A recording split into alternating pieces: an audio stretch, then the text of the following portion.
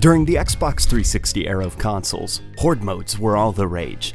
Every game was seemingly throwing its hat into the ring and making their own unique spin on the highly popular game mode. You had Gears of War and Call of Duty World at War, which were more defensive in style. And then you had games like Saints Row III, which were more aggressive and objective-based. There was something honestly therapeutic about being able to relax from online competition and just shoot AI in a cooperative setting. Halo, of course, had its own unique spin on the mode, and with Halo's biggest strength being its combat loop, a horde mode was perfect for the series. Halo's Firefight was a smash hit and became a fan-favorite mode that is now expected by fans as part of the Halo package. It's appeared in almost every entry since its introduction, and it's beloved by many. Let's take a trip down memory lane and look back at this fan-favorite mode and the ways that each game tackled it. And as always, if you find yourself enjoying the video, a like is appreciated.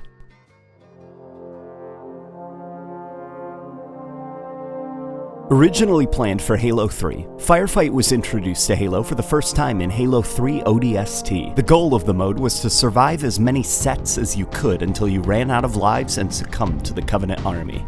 To advance each set, you need to complete 3 rounds in a set, and to complete a round, you had to survive a certain number of attack waves from Covenant forces. Each set increased in difficulty, and the mode would occasionally spice things up by randomly activating or deactivating campaign skulls to change up enemy AI behavior. The spawn location featured medkits and ammunition for those who needed to restock. Unfortunately, the stockpile was not infinite, and it wouldn't replenish until you completed a round within the set. Due to the increasing difficulty, limited nature of your supplies, and the fragility of your character in the ODST game, this iteration of Firefight leans very heavily on communication with teammates if you want to get to the highest set possible. Strategies would need to change depending on the map, and it was wise for players to divide themselves up into roles before the start of each match, such as having one player focus mostly on using plasma weapons to disarm shielded enemies and vehicles, while teammates focused on headshots to clean up waves of enemies quickly and efficiently. While not being as complex as the customization in Halo 3, ODST did offer limited player personalization in the form of characters that you could unlock from the campaign, and even for those who pre-ordered the game, the ability to play as Sergeant Johnson. Firefight in ODST was one of the most intense side modes in the Halo series, and there's a reason people are still clamoring for it to be added to the Master Chief Collection.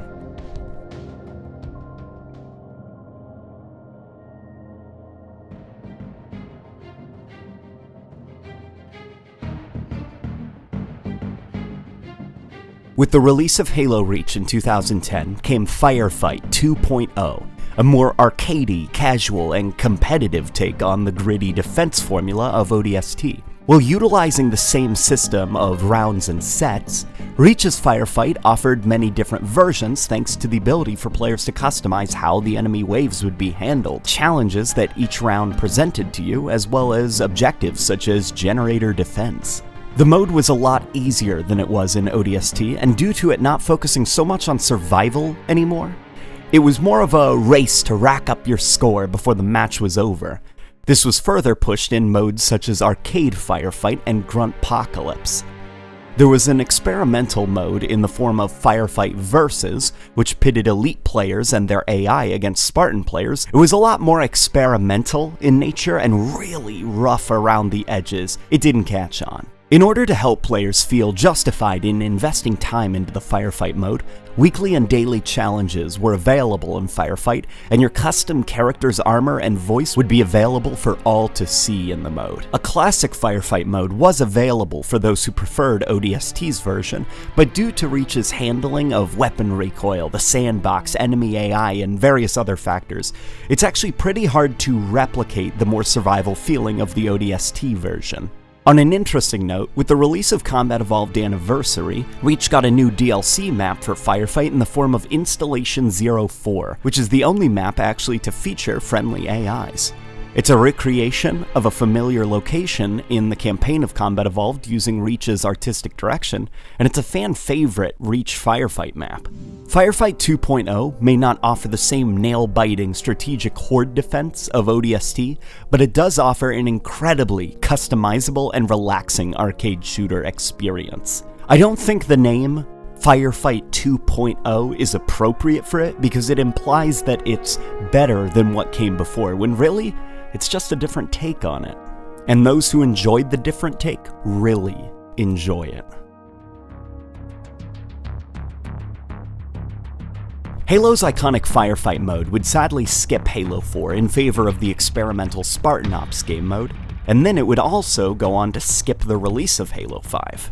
But in the summer of 2016, Firefight made a spiritual return in the form of Warzone Firefight.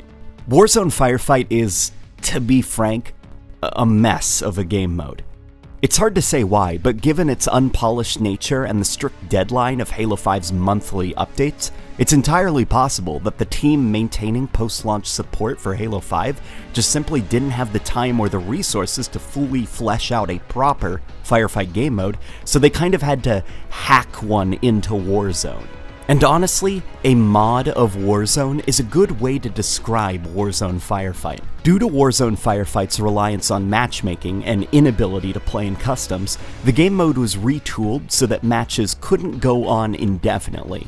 Instead of a defense mode, Warzone Firefight was more of an objective attack mode. Gone were the sets, gone were the waves.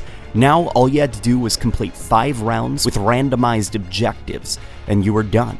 The objectives could vary from scouring the map for specific types of enemies to kill before the timer ran out, defending a location from enemy assaults, defeating bosses with Destiny-like names and health bars, and much, much more.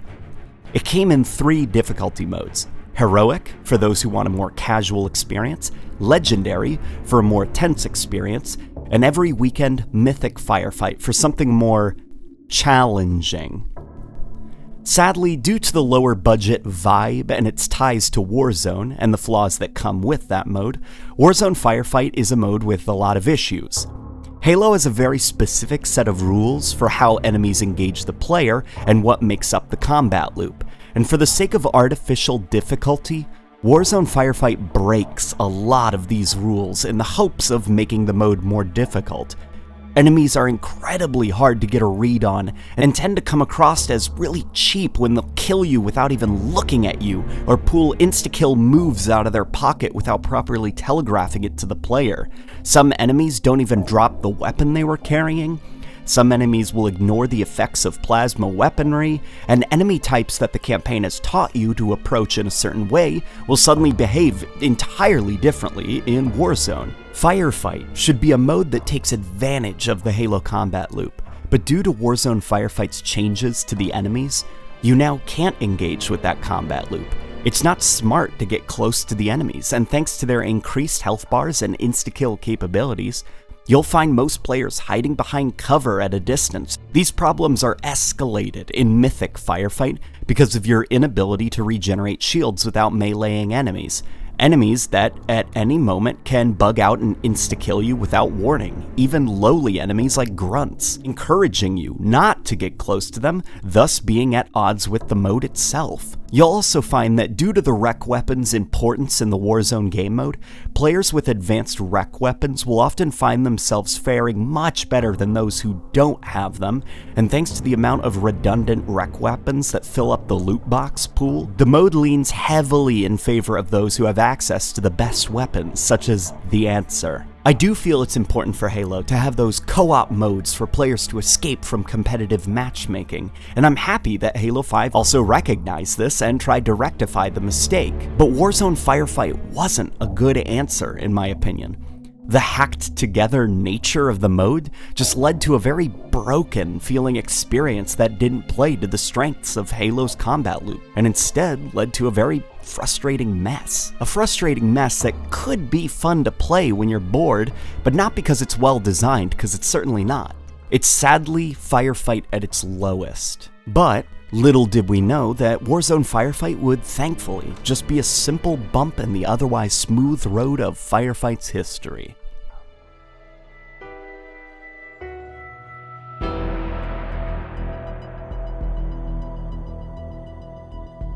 The Halo Wars series is an RTS spin-off of the mainline games. The sequel to the first game, Halo Wars 2, features two different versions of Firefight in the form of Blitz Firefight and Terminus Firefight.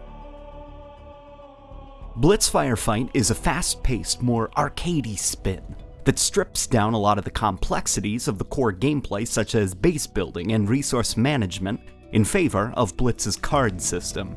Similar to Halo 5, you're rewarded with loot boxes for leveling up, and the loot boxes give you cards that can be spawned in the Blitz game type. Blitz Firefight has the players form a deck of cards to take into the mode and spawn units to help protect territories from waves of enemies. Due to this mode's ties to real-world monetization that can and does impact how you perform, the mode is not well regarded. And while it's certainly a fun little distraction from the real game, you can't help but feel that this mode wasn't made for us. It was made to encourage engagement with the in-game store. Now thankfully, it's not all Firefight in Halo Wars 2 has to offer. Halo Wars 2 did get an old-school-style RTS expansion pack, Awakening the Nightmare, that came with a brute campaign and a new spin on Firefight. Interestingly, Terminus Firefight takes a lot of inspiration from balloon tower defense type games, with you setting up turrets, blockades, and sentries, and trying to halt the progression of enemy armies as they carve their way through your defenses in an effort to destroy the coveted Terminus. It's fully playable in customs, features no microtransaction elements, and goes on until you're overwhelmed by enemy forces and your Terminus falls. This iteration of Firefight is oddly one of the strongest in the series. Bonus waves return in spirit in the form of wacky little changes to the formula, such as waves where enemies come in and try to steal your supplies, or altering enemy behavior so they can do things such as leaping over barricades for a wave or something. The mode is fully playable in co-op and still performs relatively well solo. It's important to select hero units that play really well defensively when playing Terminus Firefight, and make sure that you're properly prepared for the boss waves, which do come earlier than you'd expect.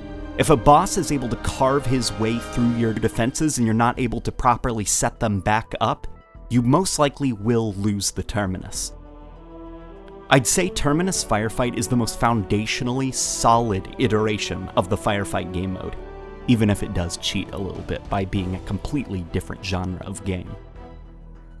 It's some of the most fun I've ever had in the Halo series, and I still play it to this day. It's sad that more people don't talk about it, but that being said, not everyone is into RTS games.